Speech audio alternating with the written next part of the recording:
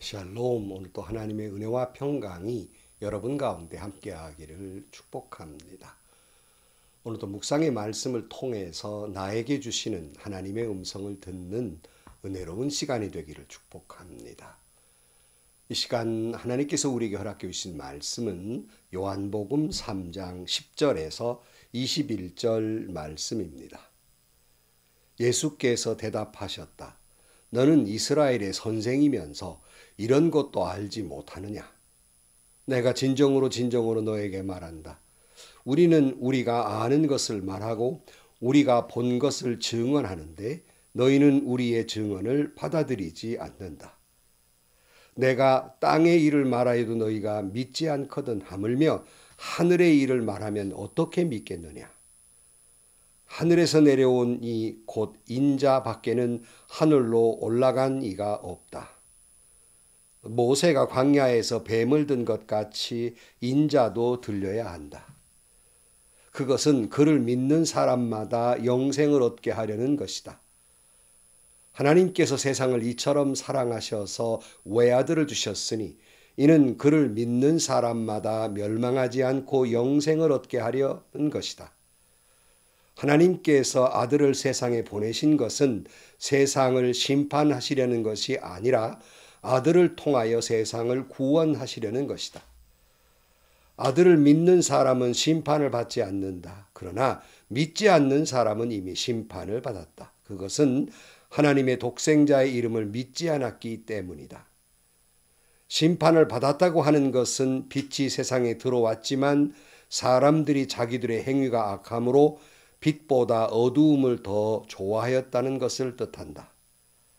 악한 일을 저지르는 사람은 누구나 빛을 미워하며 빛으로 나오지 않는다. 그것은 자기 행위가 드러날까 보아 두려워하기 때문이다. 그러나 진리를 행하는 사람은 빛으로 나온다. 그것은 자기 행위가 하나님 안에서 이루어졌음을 드러내려는 것이다. 아멘. 예수님께서 니고데모에게 사람이 물과 성령으로 거듭나야만 하나님의 나라에 들어갈 수 있다. 그런 말씀을 할 때 어떻게 이런 일이 있을 수 있겠습니까? 믿지 못하고 있던 그에게 예수님께서 이렇게 말씀하십니다. 오늘 본문 10절이지요. 예수께서 대답하셨다. 너는 이스라엘의 선생이면서 이런 것도 알지 못하느냐? 내가 진정으로 너에게 말한다.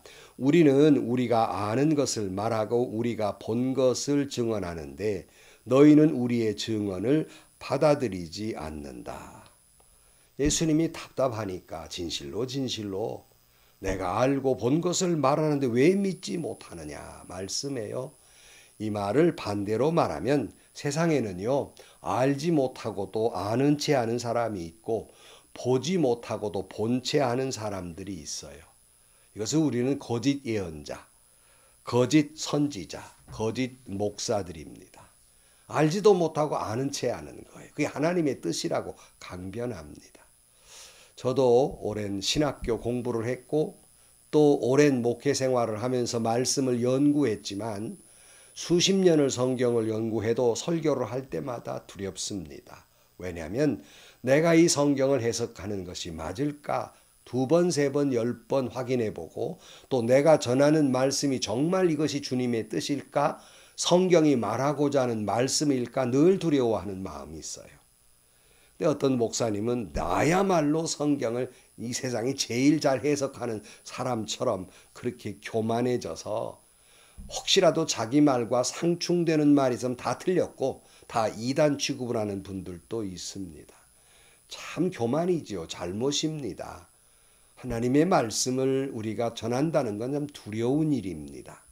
조심스러운 일이 아닐 수 없는 것이에요.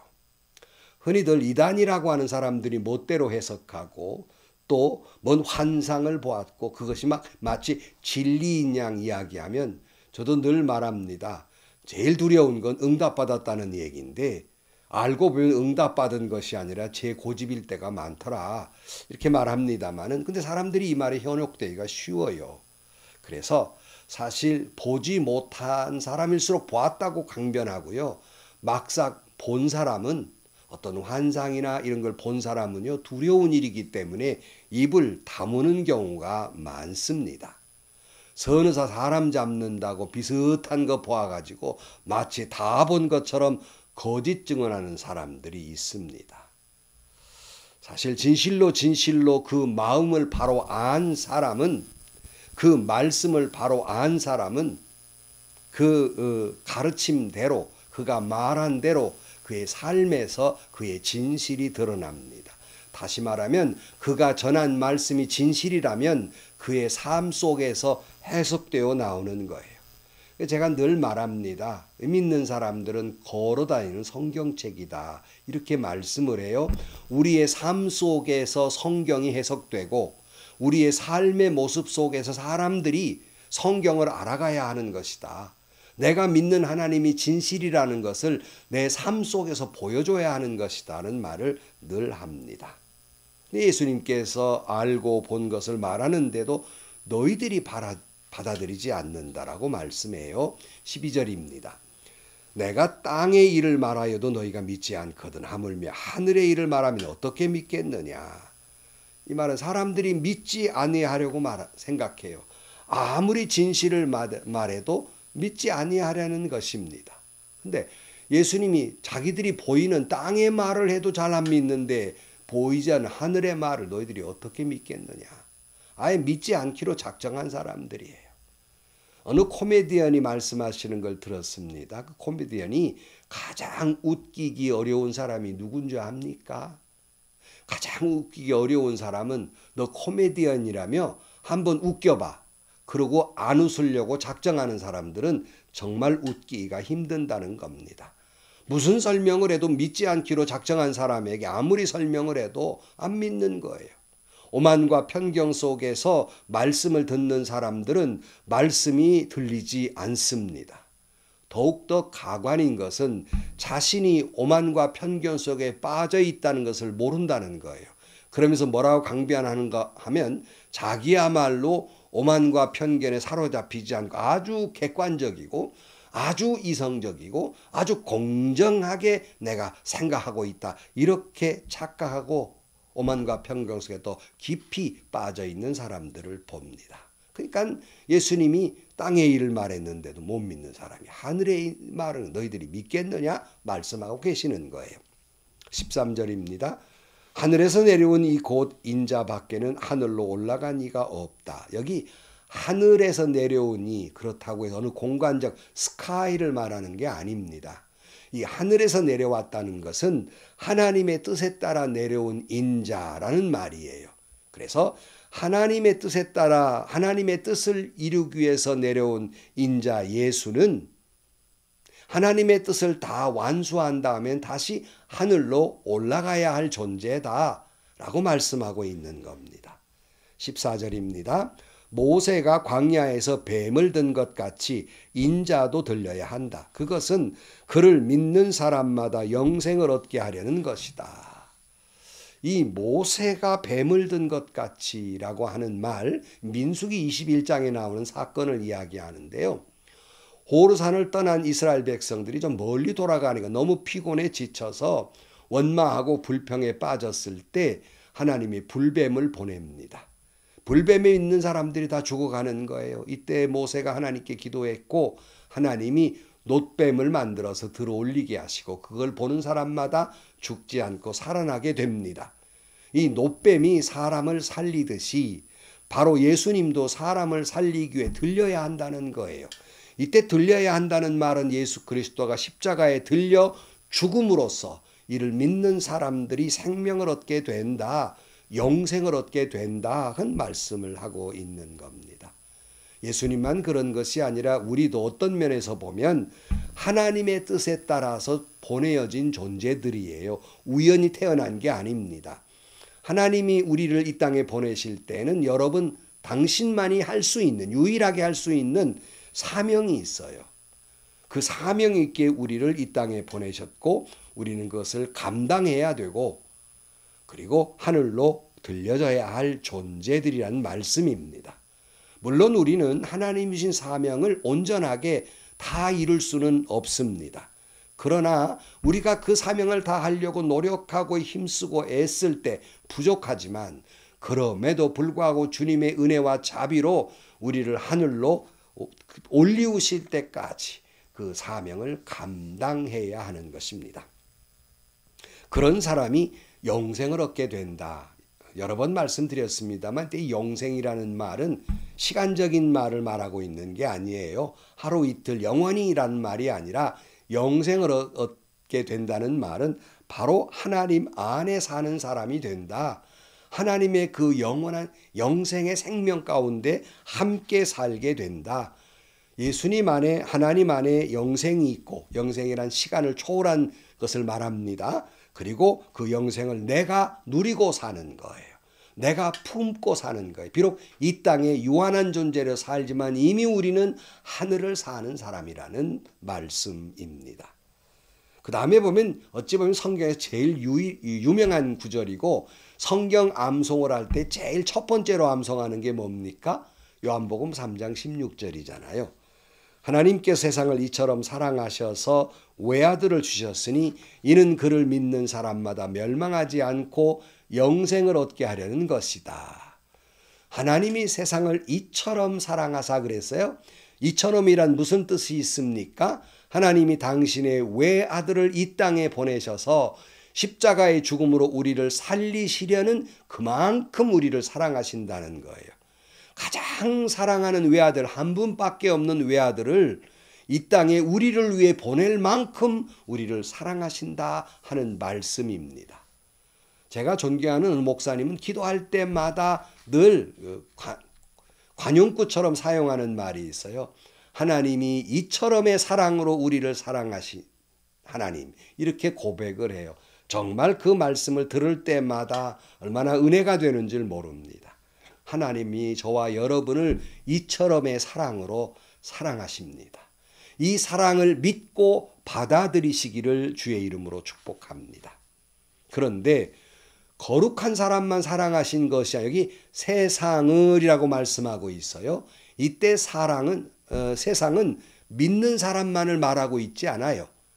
하나님을 믿지 않는 사람, 하나님을 사랑하지 않는 사람을 통틀어서 믿는 사람이든 믿지 않는 사람이든 이 온 세상을 사랑했다는 말씀입니다. 그래서 믿음이란 이 사랑을 받아들이는 사람을 믿는다고 말합니다. 이 사랑을 받아들이고 나의 모든 것을 맡길 때 그 안에 영생이 있게 된다는 말씀이에요. 하나님의 생명이 하나님과 함께 살게 된다는 말씀입니다. 17절입니다. 하나님께서 아들을 세상에 보내신 것은 세상을 심판하시려는 것이 아니라 아들을 통하여 세상을 구원하시려는 것이다.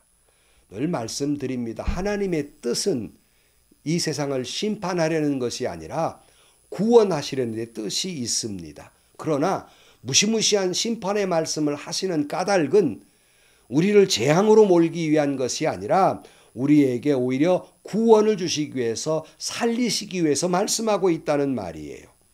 죄로 인하여 상처를 입고 사망의 음침한 골짜기로 인생을 내려가는 사람들에게 오히려 그들을 용서하시고 망가진 인생을 치료하시고 그 영혼을 회복시키려는데 그 목적이 있다는 말씀입니다. 18절입니다. 아들을 믿는 사람은 심판을 받지 않는다. 그러나 믿지 않는 사람은 이미 심판을 받았다. 그것은 하나님의 독생자의 이름을 믿지 않았기 때문이다.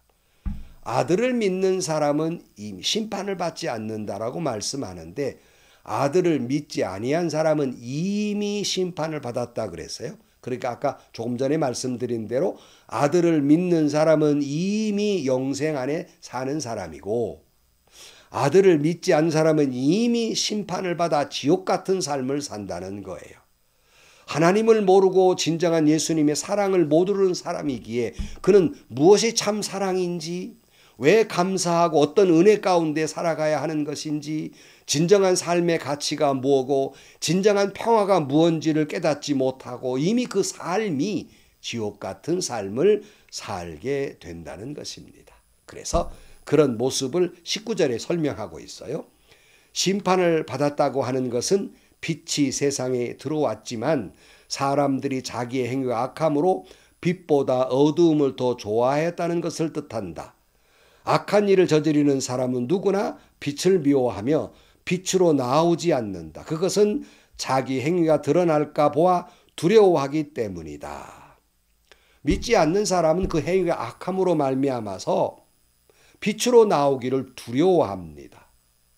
빛으로 나오기를 좋아하지 않아요. 오히려 어두움 속에 갇혀 있기를 좋아합니다. 그 모습은 이미 심판을 받은 모습이에요. 어두운 구석만 찾아다니는 것이거든요. 왜냐하면 빛으로 나오면 자기의 행위가 드러날까 봐 어두움 속에 있는 겁니다.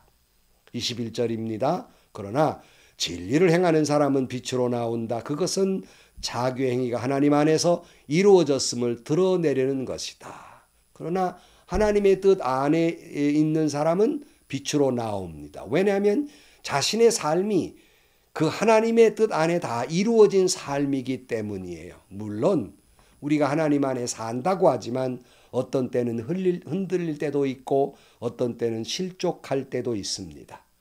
그럼에도 불구하고 우리의 약함을 아시는 주님이 우리를 다시 일으켜 세워주시고 그래서 다시 우리를 빛 가운데 살게 하십니다.